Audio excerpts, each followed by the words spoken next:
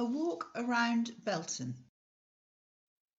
The village of Belton developed gradually over hundreds of years until the 1960s, when modern development started in earnest and changed the face of the village.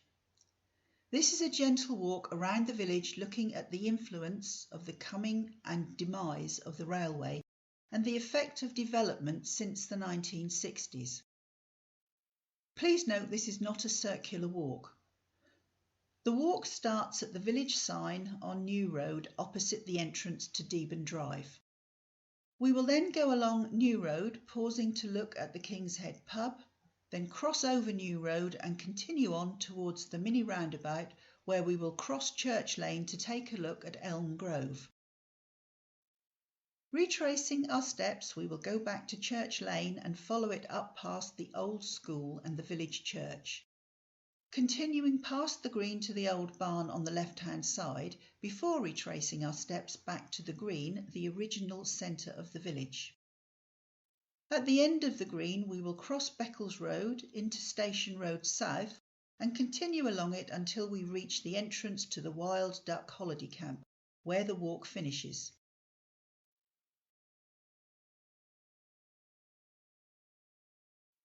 The place name Belton is Saxon in origin and means an area of dry land surrounded by a fen, which still describes Belton today. Belton is mentioned in the Domesday Book as having a lord of the manor, and you can guess at the population then being around 50. By 1327 the population had grown to around 350, but that also included Browston, which is today a tiny hamlet. By 1861, after the coming of the railway, the population had increased to 816 and remained around that until the 1960s, when a period of housing development began. By 1971, the population had increased to 1,870 and by 1975 to 3,000. In the 1971 census, most of the village population was under the age of 35, indicating the numbers of young people who had moved into the new housing being built in the village. The walk starts at the village sign. Unveiled in June 1977, the village sign depicts John Ives in his Suffolk Herald's tabard. Behind him are Belton Church and some cottages. Beneath him are the Ives coat of arms and some emblems representing market gardening, which was important to the wealth of the village after the coming of the railway. John Ives was the son of a wealthy Yarmouth merchant who owned land in Belton. He was a keen historian and archaeologist and published many books. When he died in 1776, he asked to be buried in Belton Church, where his grandfather is also buried. There is a monument to him on the north wall in the church. Why is he wearing a Suffolk Herald's tabard, you may think? Well, until the redrawing of the boundaries in 1974, Belton was in Suffolk, rather than in Norfolk as it is now. Leaving the village sign, we walk along New Road to the King's Head pub. The King's Head was previously known as Belton Gardens. It was originally an 18th century country inn. Gardens were laid out behind the pub, roughly where the car park and New Road is now, where visitors could enjoy the flowers, take tea or have a drink and buy produce to take away. The pub was extended as it became more popular, particularly with Yarmouth holidaymakers, and became a hotel and even had a public telephone. Crossing the car park, go round to the front of the pub on St John's Road. The front of the pub hasn't changed much since the 1890s. Looking along St John's Road, there was a railway bridge just past the pub. This bridge carried the East Suffolk line from Southtown Station in Yarmouth through to Beccles and on to London. It had an enormous impact on the village as it cut the village in two. However, the village became less isolated and local market gardens were able to expand and send their produce to Covent Garden in London and other markets, so it proved to be a great benefit as well. Walk back across the pub car park to New Road, cross it and continue towards the mini roundabout. On the right-hand side is Goff's house, which was originally part of the buildings of forming Church Farm. Continue on to the mini roundabout, cross Church Lane and walk up to the gate of Elm Grove. This is a late Georgian farmhouse, originally known as Bland's Farm. The land extended across to Stepshort and up the hill behind the farmhouse. In front of the farmhouse was a large farm pond which took runoff water from the fields. The corner opposite is known as Bland's Corner and was given to the village by the family as a small nature reserve with the remnants of the pond. It also has the remains of a World War II anti-aircraft gun and an orchard. New Road was built in 1814 to improve the connection of the village to the main Yarmouth to Beccles Road, the present A143. It cut across land belonging to Thomas Morse, who at first, with his men, prevented the surveyors from marking out the road. However, a year-long court battle ensued and he lost, and the road was subsequently built. When first built, New Road connected at the village end with St John's Road. But after the railway line was taken up, the road layout was changed and New Road was extended to run to the left of the King's Head and follow the route of the old railway line under the footbridge through to Bracken Road. We will return to Church Lane and follow it up the hill. At the top, the road turned to the right. To the left is the original track leading out of the village. Before the 1960s, from this point, you would have been able to see across the fields clear through to the King's Head. Continue along Church Lane until you reach the point where the road turns left towards the church. On the right-hand side is the old schoolmaster's house. This house has been extended since becoming a private residence. The actor Sir John Mills lived here as a boy when his father was the village schoolmaster around the time of the First World War. Some 90 years later, in a broadcast of Desert Island Discs, John Mills told of his first venture into acting when he danced a hornpipe, wearing a sailor suit, in a concert organised by his father at the Institute, which we will see later. Just along from the schoolmaster's house is the old village school. The old school, which is now private housing, was built on the site of a previous school in 1869. Including the schoolmaster's house, it cost £700 to build. In 1896, it was enlarged to take 170 children with separate entrances and playgrounds for boys and girls. However, by 1968, the school was far too small and it also had outside toilets, which the county wouldn't replace. So 1.93 acres of field was purchased and a new school, the Waveney School, was built and opened in 1969. Later, a middle school named Braden was built next to Waveney. Return to Church Lane and walk along to the church. Church Lane still looks much as it would have done many years ago. The present church dates from around the mid-1300s, but there is likely to have been a church on the site well before then. Inside, the walls were brightly decorated and, as was the custom, the stained glass windows told stories.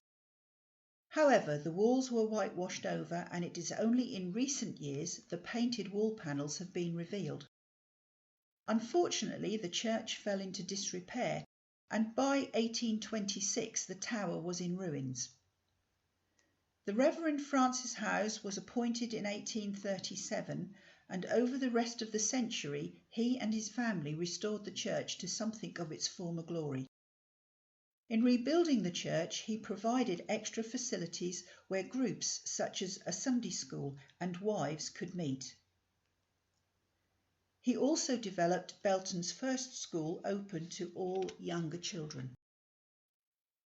We continue along Church Lane, past the entrance to the green, and come to Beech Farm Barn on the left-hand side. This is one of the oldest buildings in the village, built in the 17th century. It has ventilation slits in its walls.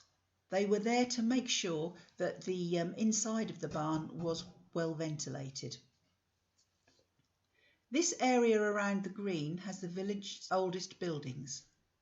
The green was originally much larger and was the centre of the village. We will retrace our steps and turn into the green, where we pass a nice row of old cottages. At the end we will cross the road to Rectory Corner. Originally Beccles Road hugged the Rectory wall where it met Station Road South. The road layout was changed as the result of housing development and the building of Bracken Road. Station Road South was previously called Lockless Lane and was a dirt road until it was tarmacked in 1924. The old rectory burnt down in the late 1920s, early 1930s. The present building was put up in the 1930s. The stables are Victorian, and there are extensive gardens with a Victorian pond, possibly swimming pool. Next to the rectory is the thatched cottage. Built in the mid-1600s, this has been extended and updated over the years. In 1690, this may well have been Belton's first alehouse. When a rector arrived in 1733, he decided he didn't want an alehouse next door, and assuming it was on rectory land, he ejected the owner. He spent money improving the building, and then some years later the descendants of the owner contested this and it went to court. It was found that the building was on common land apart from a 4-foot strip which belonged to the rectory. A deal was done, and in 1765 money changed hands and the rector regained the cottage. Across the road from the thatched cottage was Guyton's market garden. The house is still there, but all the land where the greenhouses were has modern housing on it. There were many market gardens in Belton. They were a good source of employment and income. With the coming of the railway, they were able to move from just supplying local markets to supplying all major cities in the United Kingdom. They grew primarily salad crops in large greenhouses and also cut flowers, which went on to become a very important crop. Hardy's of Newcastle, a major wholesaler, took cut flowers by the rail truckload packed in boxes. A lot of girls were employed tying and packing the flowers. During World War II, the market gardens put all their efforts into food production, which was very important for the war effort. As we walk along Station Road South, one of the old village roads, there are a number of older cottages and interesting houses. On the left-hand side, we come to Belle of the East Way, where we find a plaque in memory of an American Liberator bomber that crashed here in August 1944. It was returning to its base at Rackheath near Norwich when it developed fuel problems. All but 3 of the crew bailed out, and the plane on autopilot came down gently at first, then hit an oak tree and broke up. All the crew survived. A good story from this incident is that the next day some Bradwell boys were at the crash site and found a machine gun and ammunition in a drainage ditch. They decided to set up a checkpoint on Beccles Road. They climbed a tree and challenged anyone they didn't like the look of. The village constable arrived and gave them a good telling off. Fortunately, they didn't manage to get the gun working. Continuing along Station Road South, we come to Belton Institute. The foundation stones for this were laid in 1886. The daughters of the Reverend Howes and many others raised money to pay for the building. It was a village hall and run by a committee. It held meetings, dances, parties and the like. When it was put up for sale by the church in 2005, it was purchased by a local businessman and given to the village. The facilities within the building have been greatly improved and it continues to serve the community well. Outside is a gold post box in recognition of the Paralympic swimmer Jessica Jane Applegate and her gold medal won in 2012. Continuing along the road, we come to the Railway Tavern. This was an 18th century beer house and originally had a thatched roof. The building probably had another name before the railway came to the village, but we don't know what it is or was. Continuing along the road again, we come to the road entrance to the Wild Duck Holiday Camp. This was the old railway line, and the station, which opened in 1858, was on the other side of the road. From here the line went through what is now the Wild Duck to St Olave's and on to Beccles, and in the other direction through the station, through the middle of the village, under the footbridge, past the King's Head and on to Yarmouth. On this side of the road was the signal box, and there were crossing gates to close Station Road when a train was due. Railway lines were often a place for suicides. In November 1889, a certain lady by the name of Rose Selina Burridge didn't return home. Although her family searched for her, they didn't find her and they assumed she had gone to Yarmouth. The next morning, a body was found on the line by the railway plater. He was about to remove the corpse when he heard a baby cry. He ran to the station to report what he'd found. Because of this and the skills of the local midwife, the baby, who was found under the body of the mother and still attached by the umbilical cord, survived and was brought up by a Mr. and Mrs. Playford and led a normal life. Walking down the old railway line into where the Wild Duck Holiday Camp is now, there used to be a camp there called the Sunfield Caravan Camp. It was the first camp on that site. In 1952, a Mr. Sinfield was given permission for 40 caravans and 20 tents to be sited on the left-hand side of the railway line, on part of the site which is now occupied by the Wild Duck. It was not popular locally as there was a lack of mains water on the site and villagers thought it was unsanitary. It survived and developed further, and another site called the Wild Duck was developed alongside it in the 1960s. Both were later bought by Haven and became one site with great facilities. So, to conclude our walk, the railway line was axed in 1959. Because of this, the market gardens declined and they were unable to get their produce to the big markets quickly enough. East Suffolk County Council published an outline development plan for Belton because of the desperate need for housing as overspill for Yarmouth. The plan proposed new estates of houses, open spaces, shops, a school and local amenities. 120 acres in all on the original centre of the market gardens was purchased. A new spine road was to be built along the old railway line that would give primary access. A new sewage system for the village was started before anything could be built, and local government funded this.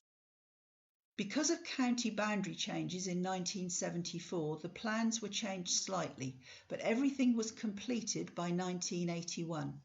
A small, quiet village, thriving on the land as it had done for hundreds of years, changed rapidly over a period of 20 years to become a satellite village for commuters' housing.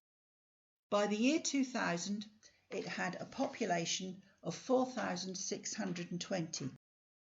So although lots have changed, one thing hasn't. It's still a great place to live. And so ends our virtual heritage walk. The Great Yarmouth Heritage Guides will be pleased to see you on one of our walks in the near future.